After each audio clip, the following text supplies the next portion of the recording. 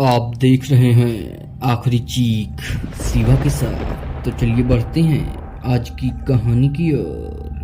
दोस्तों, इस कहानी को हमारे साथ शेयर कर रहे हैं ब्रजेश पाठक जी, जो कि प्रतापगढ़ के चिलबिला के निवासी हैं। ब्रजेश जी बीएड करने के बाद जब टीचर की जॉब पाते हैं तो उनके घर में खुशी का माहौल दौड़ उठता है और ब्रजेश जी भी बहुत खुश थे क्योंकि उनकी मेहनत रंग लाई थी। ब्रजेश जी की ड्यूटी लखनऊ में ही एक सरकारी विद्यालय में लगती है। ब्रजेश जी वैसे तो लखनऊ कई बार आए हुए थे, लेकिन उस दिन उनके साथ हुआ कुछ ऐसा जो कि उनकी समझ से परे था। वे बताते हैं कि उन्हें उस दिन बोगी से उतरना ही उनकी सबसे बड़ी गलती थी। तो आइए देखते हैं उस दिन ब्रजेश जी के साथ क्या हुआ। ब्रजेश जी हमेशा की तरह प्रतापगढ़ जाने के लिए काशी विश्वनाथ एक्सप्रेस का इंतजार कर रहे थे। ट्रेन काफी लेट थी, इसलिए वह चारबाग स्टेशन पर चिप्स लेकर प्लेटफॉर्म नंबर 2 पर बैठ जाते हैं और चिप्स को खाने लगते हैं, जबकि ट्रेन प्लेटफॉर्म नंबर 6 पर आने वाली थी। थोड़ी देर बाद ट्रेन प्लेटफॉर्म नंबर 6 पर आ जाती है और तब ब्रजेश जी दौड़ते हुए ट्रेन के पास पहुंचते हैं, लेकिन तब तक ट्रेन काफी ज्यादा स्पीड पकड़ चुकी थी। लेकिन ब्रजेश जी भी अभी यंग थे। वे दौड़कर ट्रेन की पीछे वाली बोगी को पकड़कर बैठ जाते हैं। ट्रेन अभी चारबाग से 2 किलोमीटर दूर पहुंची ही थी कि ट्रेन में न जाने क्या हुआ। ट्रेन दिलकुशा केबिन के पास जाकर अपने आप स्लो होने लगती है। अब ट्रेन पूरी तरह से रुक जाती है और ट्रेन को रुके हुए 15 मिनट हो चुके थे। पूरे रेलवे प्रशासन में हड़कंप मच गया था कि आखिर ट्रेन बेवजह वहां क्यों रुक गई। लेकिन थोड़ी देर बाद पता चला कि ट्रेन के इंजन में कुछ खराबी हो चुकी है। अब 20 से 25 मिनट और लगेंगे। मैं जिस बोगी में बैठा हुआ था उस बोगी में सिर्फ 10 से 12 ही लोग बैठे हुए थे। मैं खिड़की से इधर उधर झांक रहा था कि तभी मेरी नजर बगल के फाटक पर जाती है। उस फाटक पर एक औरत जो कि सफेद साड़ी में खड़ी हुई थी, वह बहुत ही सुंदर थी और वह औरत मेरी ओर ही देख रही थी। जब मेरी नजर उसकी नजर से मिलती है तो वह औरत मुस्कुराकर फाटक के किनारे किनारे जाने लगती है। मुझे पता नहीं क्या होता है। मैं उस औरत को देखकर क्या हो जाता है। मेरे कदम अपने आप ट्रेन से उतरकर उस औरत की तरफ खींचे चले जाते हैं।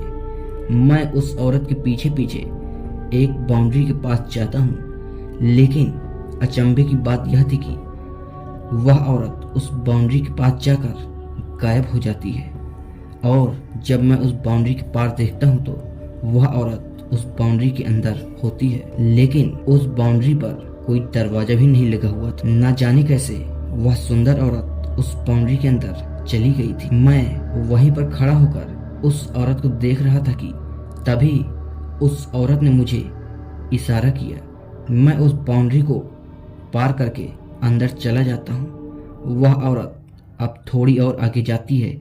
मुझे पता नहीं होता कि मैं ये सब क्या कर रहा था।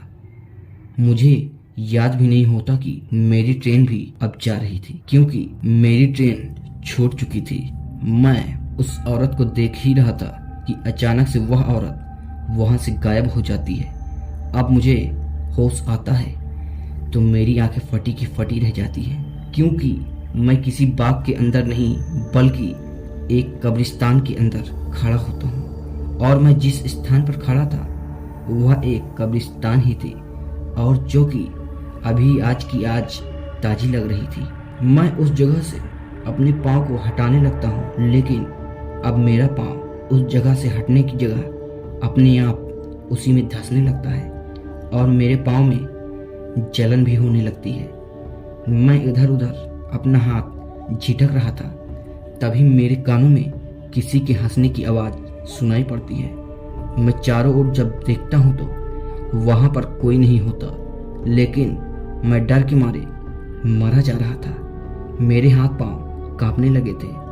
मैं चीखने चिल्लाने लगा था। मुझे आज मेरी मौत मुझे सामने दिखाई दे रही थी। तभी ऊपर से मेरे हाथों पर गरम गरम कुछ टपकता है। जब मेरी नजर ऊपर की ओर जाती है तो ऊपर एक भयानक चेहरा वाली औरत झूला झूल रही होती है और जोर जोर से हंस रही होती है। वह औरत कभी उस सुंदर औरत का रूप ले लेती तो कभी किसी चुड़ैल का। मेरे तो हाथ पांव डर के मारे थरथरा रहे थे। वह अब 1 से 2, 2 से 3 इसी प्रकार कई रूपों में हो जाती है। वह अब अपना एक हाथ मेरे सिर की ओर बढ़ाने लगती है। उसने अपने एक हाथ से मेरे सिर को पकड़कर उस जगह से उठाकर इधर उधर पटक देती है। मेरा एक हाथ टूट जाता है और मेरे नाक से खून बहने लगता है। अचानक से मेरे बगल में पड़ा एक कुदाल हवा में अपने आप उठ जाता है और अचानक से मेरे ऊपर गिरने लगता है कि तभी कोई मुझे अचानक से नीचे की ओर खींचता है और वह कुदाल जमीन पर गिर जाता है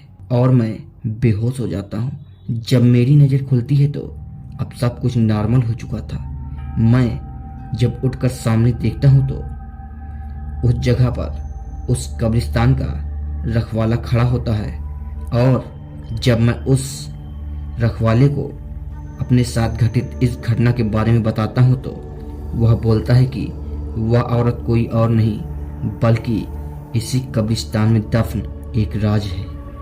मैं रात भर उसी के साथ उसके कमरे में रहता हूँ और सुबह फिर घर के लिए रवाना हो जाता हूँ। दोस्तों, अगर हमारी कहानियाँ पसंद आए तो हमारे चैनल को सब्सक्राइब करें। धन्यवाद।